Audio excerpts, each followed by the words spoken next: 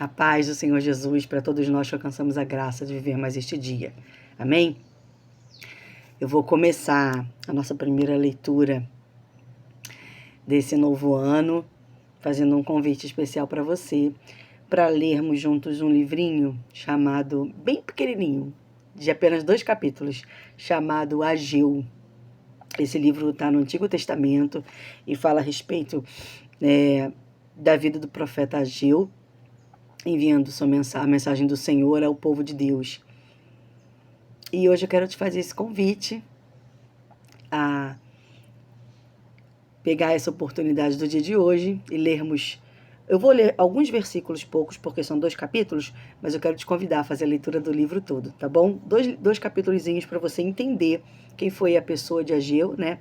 Porque como Deus usou esse profeta naquele tempo, um tempo de exílio, um tempo onde Jerusalém, o povo de Deus estava em exílio com a Babilônia, mas Deus fez grandes coisas e falou muito ao seu povo, não os deixou desamparados. E eu quero trazer a leitura do profeta Ageu para a nossa vida essa semana. Eu vou ler com vocês sobre Ageu 1 e Ageu 2, os 2 livros, mas eu vou falar mais sobre os temas, porque se nós formos ler os versículos, serão muitos. Eu vou ler com vocês só o verso do capítulo 1, verso 3 e 4, só para a gente acender a chama no nosso coração e colocar esse gostinho, né, de querer mais, saborear mais da palavra de Deus. Então vamos lá, Ageu 1, 3 e 4, diz assim, a minha epígrafe está escrita assim, o chamado para a reconstrução do templo. Ageu repreende o povo por causa de sua inércia e o exorta a reedificar o templo. Veio, pois, a palavra do Senhor pelo ministério do profeta Ageu, dizendo: É para vós tempo de habitardes nas vossas casas estucadas, e esta casa há de ficar deserta? O profeta estava falando entregando a mensagem do Senhor, dizendo a respeito do cuidado e do zelo que as pessoas, o povo de Deus tiveram com as suas próprias casas, né, com as suas próprias necessidades e com a negligência que eles estavam tendo a respeito da casa de Deus. Eu quero meditar com você hoje a respeito disso, porque lá no livro de Mateus, no verso 6, no capítulo 6 de Mateus, no verso 31, 32 e 33, a gente lê também assim: Portanto, não fiqueis ansiosos, dizendo: que comeremos, o que beberemos, ou com que nos vestiremos? Porque todas estas coisas os gentios buscam, porquanto vosso Pai Celeste sabe que necessitais de todas essas coisas. Mas buscai primeiro o reino de Deus e a sua justiça, e todas essas coisas vos serão acrescentadas. Então, aqui em Mateus, a gente tem, no Novo Testamento, né, a gente tem lembrança da prioridade que nós devemos ter na nossa vida, no nosso coração, no nosso entendimento, a respeito de quem é Deus e das coisas do reino de Deus, né? E aqui em Ageu, o povo foi advertido justamente por ter negligenciado as coisas de Deus. Eles colocaram em primeiro lugar, pelo tempo que estavam vivendo, né, pela opressão que estavam vivendo, eles colocaram em primeiro lugar a eles mesmos e as suas necessidades, as suas próprias casas. Ah, mas está errado a gente cuidar da nossa família, da nossa casa? Óbvio que não, né? A gente sabe que é um princípio bíblico. A família é um projeto lindo que Deus tem para nós. Inclusive, viver com Deus é viver em família, né? Mas nós somos advertidos também a nos fazer a pergunta: qual é ou quem é a nossa prioridade? No livro de Ageu, Deus nos exorta a respeito dessa negligência que muitas vezes, né, nós temos no que diz respeito às coisas de Deus. Por quê? Porque colocamos o nosso olhar, colocamos o nosso foco, né, para aquilo que estamos necessitando na vida natural, na vida em família, na vida conjugal, na vida profissional, na vida, em todas as áreas da vida, né, na nossa saúde. Às vezes, as nossas necessidades, as nossas dificuldades, né, os nossos desejos, sonhos, projetos, os nossos problemas, eles realmente nos tiram o foco principal da nossa vida, que é buscar a Deus em primeiro lugar e a sua justiça. Buscar o seu reino em primeiro lugar e a sua justiça. Então, a nossa meditação hoje é para que eu e você possamos ter essa oportunidade hoje, essa semana, de meditarmos a esse respeito. Quais têm sido os nossos valores? Quem ocupa o primeiro lugar no nosso coração? Eu anotei umas coisas aqui para a gente não deixar de meditar. E no capítulo 1 de Ageu fala assim, do versículo 3 ao 4, fala a respeito da nossa negligência, da negligência do povo de Deus com as coisas de Deus.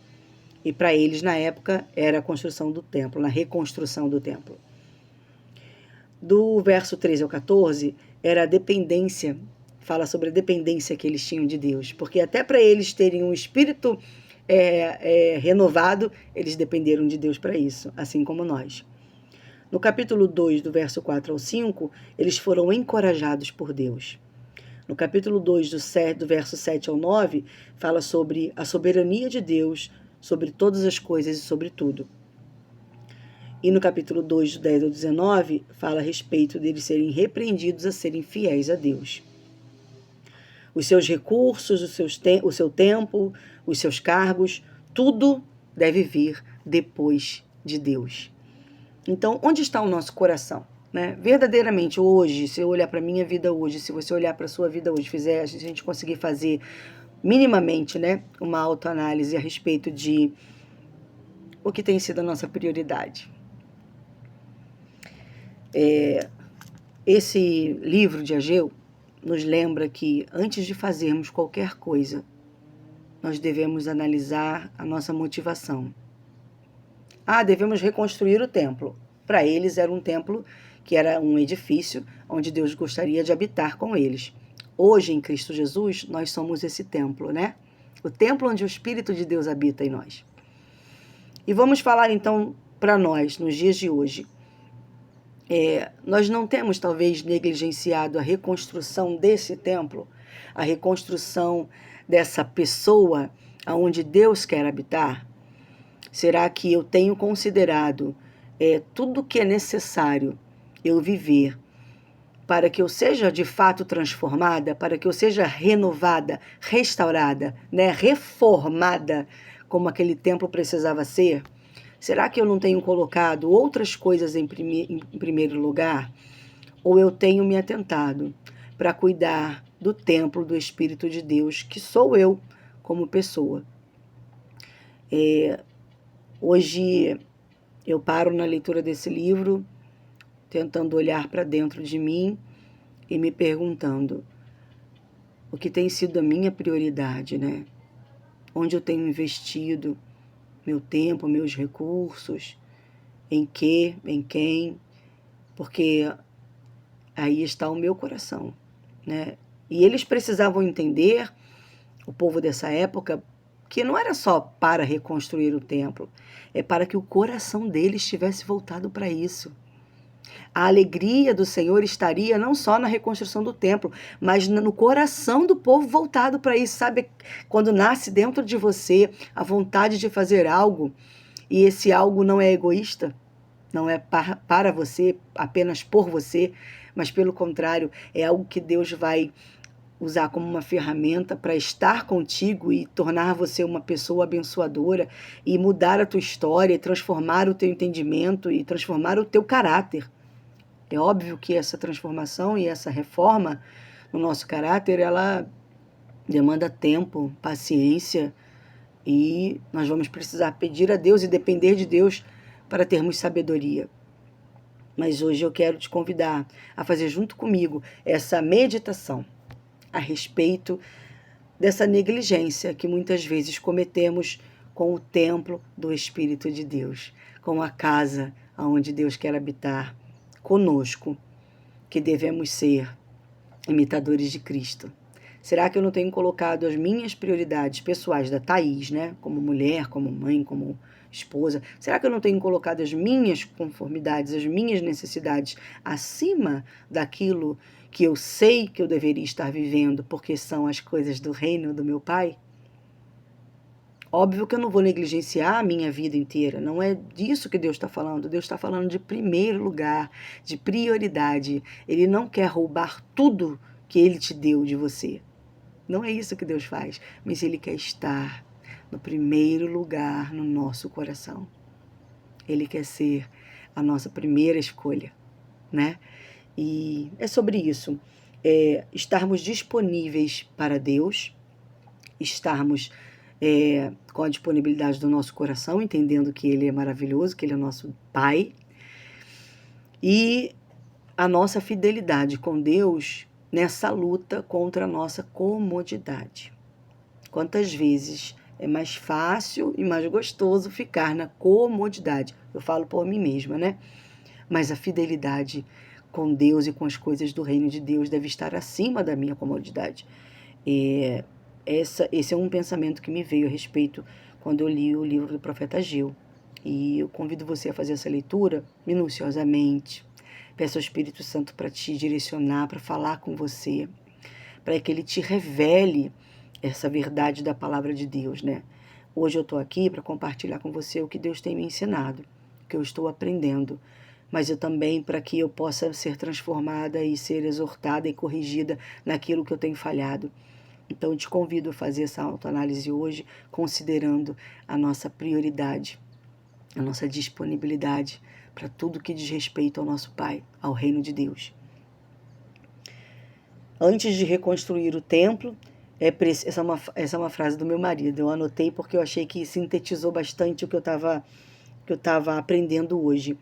Antes de reconstruir o templo, é preciso mudar a intencionalidade do meu coração. E para isso, eu preciso santificar o meu coração. Ele precisa ser um coração diferente. Um coração que não é mais orgulhoso, não é mais egoísta. E aí eu começo a entender por que eu vou dar prioridade às coisas do meu Pai. Por que eu vou priorizar, por que eu vou ser fiel a Ele antes de ser fiel a mim. E aí quando a gente entende isso, vai tudo bem. Eu vou prestar atenção no para que eu estou fazendo as coisas, no porquê eu estou fazendo as coisas, no que eu já fiz, no que eu faço, no que eu ainda vou fazer. Eu preciso analisar as minhas motivações. Será que estamos dando a prioridade da nossa vida a Deus?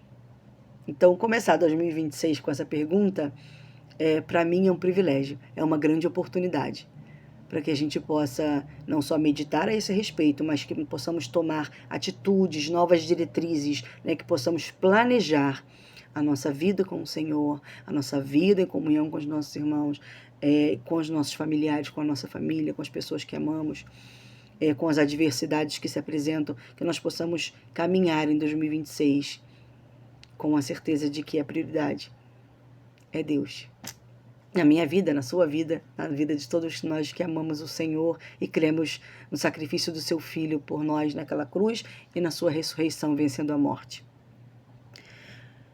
Naquela época, o templo era um local. Hoje, nós somos a habitação de Deus. Por isso é necessário permitir que nós sejamos restaurados, reformados, transformados, para que Deus habite conosco. Em nós, mesmo que seja necessário vencer dificuldades, apatia, desânimo, cansaço, frustrações, todas essas coisas vão tentar fazer conosco o que fizeram com aquele povo, né?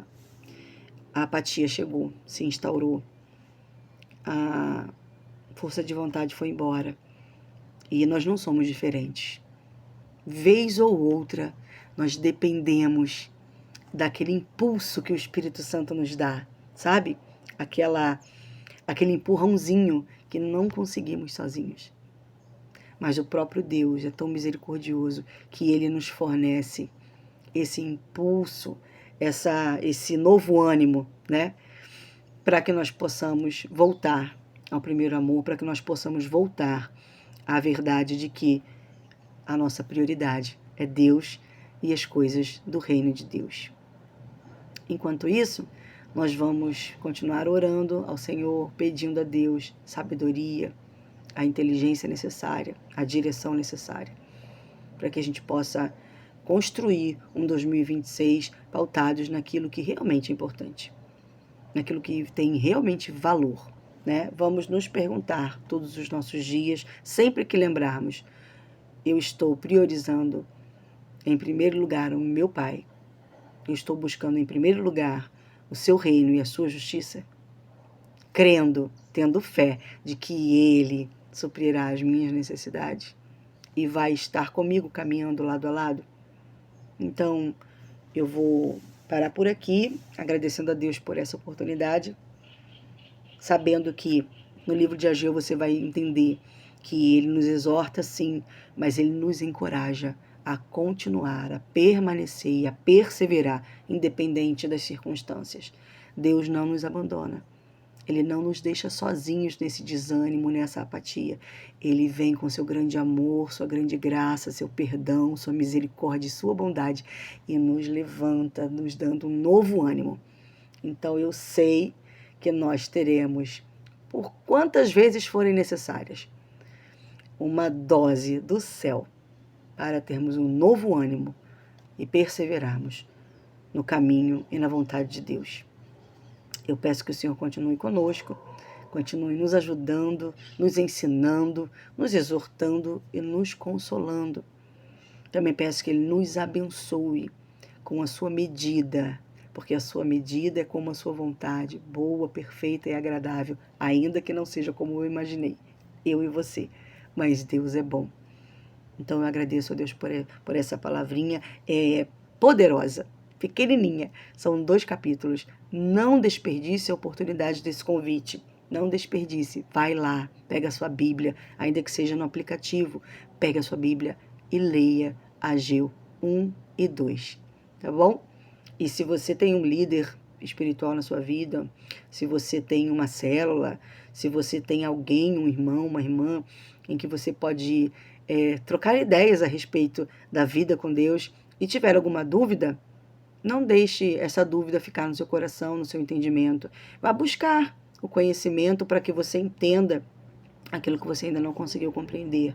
E peça ao Espírito Santo de Deus para que Ele revele a verdade a você, para que você não seja enganado, não seja enganada. Que nós possamos viver os nossos dias buscando não negligenciar, mas buscar em primeiro lugar o reino de Deus e a sua justiça com as nossas vidas, enquanto estivermos aqui. Amém? Porque aqui a gente está ensaiando para viver toda uma eternidade com Ele. Então, nesse ensaio, faz parte a gente ser curado, transformado, restaurado, reformado, né? Quantas vezes foram necessárias até que Ele venha, até que sejamos glorificados pelo Seu Filho. Amém? Um beijo, um grande beijo, um abraço para cada um de vocês que perde um tempinho para compartilhar comigo, para estar comigo aqui nesse vídeo. E certamente não é por mim, é pelo que Deus tem para nós, né? E eu agradeço a Deus por essa oportunidade. Que nós estejamos sempre juntos em 2026 e que cresçamos conhecendo e prosseguindo em conhecer a Deus cada vez mais. Um beijo. Fiquem com Deus.